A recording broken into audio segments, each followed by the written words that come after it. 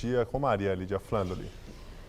O veto do governador Geraldo Alckmin à lei que impõe limites à publicidade infantil reforçou o debate sobre a importância de uma legislação restritiva. E quem vai falar sobre os efeitos da publicidade infantil na formação da personalidade de crianças é o advogado Pedro Hartung, do Núcleo de Defesa do Instituto Alana, conselheiro nacional dos direitos da criança e adolescente e coordenador da Clínica de Direitos Humanos da Faculdade de Direito da Universidade de São Paulo.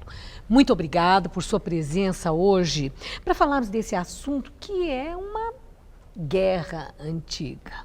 O mercado publicitário trabalha para toda sorte de publicidade dos mais diferentes produtos. O sistema do mundo onde nós vivemos é capitalista.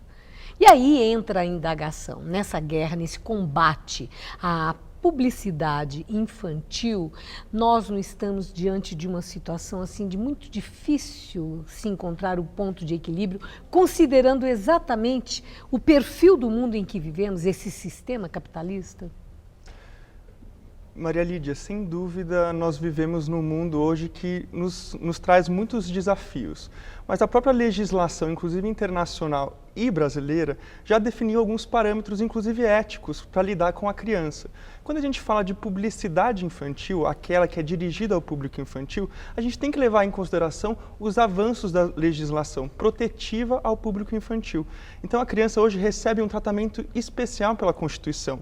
É devido a todos, ao Estado, à sociedade e à família, proteger a criança. E no caso da publicidade infantil, é a mesma coisa. As empresas têm que, sim, participar da proteção da criança.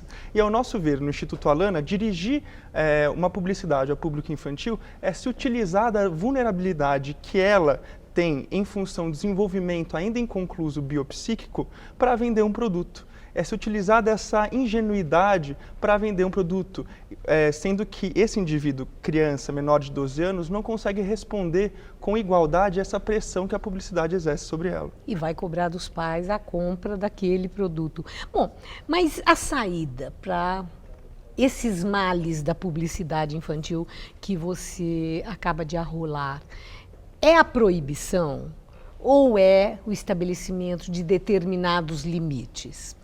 Quando a gente fala de proibição, gera um certo furor, né? A gente tem que levar em consideração que quando a nossa posição é que toda publicidade que hoje é dirigida ao público infantil seja redirecionada ao público adulto. É um pedido justo, é um pedido de proteção da infância. Então não é o fim da publicidade. No caso aqui da legislação que visava restringir a publicidade de alimentos com alto teor de sal, gordura e açúcar. Essa que o Alckmin vetou. Ao público infantil, não era o fim desse tipo de publicidade, desse tipo de produto, mas sim a regulamentação. Era restritiva, sim, mas é uma restrição fraca. É uma restrição que é fraca, mas gera efeitos muito positivos na proteção da criança. A defesa do Alckmin é que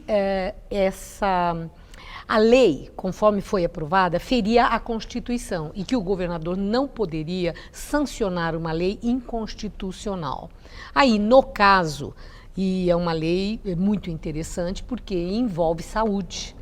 Né? Você falou que seria uma lei com restrições à publicidade de produtos que podem fazer mal à saúde da criança.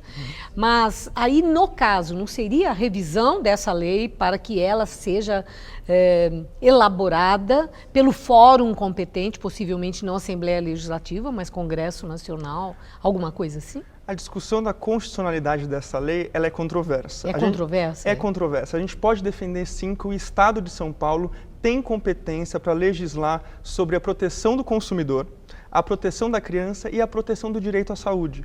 Ou seja, está lá expresso no artigo 24 da Constituição Federal que os estados possuem sim competência para legislar sobre esse tema. E nesse caso é a mesma coisa. Por mais que dissesse sobre publicidade, o foco principal do legislador aqui na Assembleia Legislativa foi proteger a criança e garantir o seu direito à saúde. Ou seja, faltou, na verdade, vontade política para implementar essa lei. E tem a indústria de alimento atrás disso? Porque eu estou sabendo também que há um projeto de lei há mais de 10 anos na Câmara Federal que não anda, fica no gavetão. Ele não anda.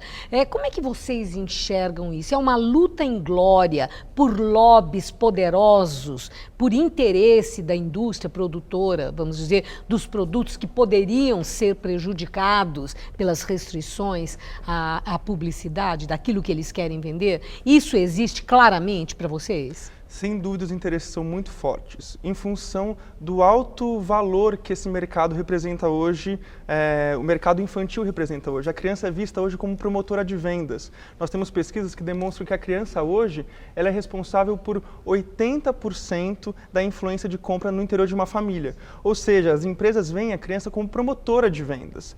Ao nosso ver, no Instituto Alana e com base em diversos estudos internacionais, diversos especialistas da infância, a gente vê nesse direcionamento da publicidade ao público infantil, no público infantil, né, uma estratégia que é desigual e possibilita que dentro da família gere estresse familiar, gere uma série de consequências de um relacionamento com o pai e com a mãe muito nocivo. Agora, falando em pai e mãe, não dá para pôr uma cúpula no mundo onde a criança vai viver e tentar protegê-la de tudo, mas ensiná-la a desenvolver mecanismos de defesa pela educação.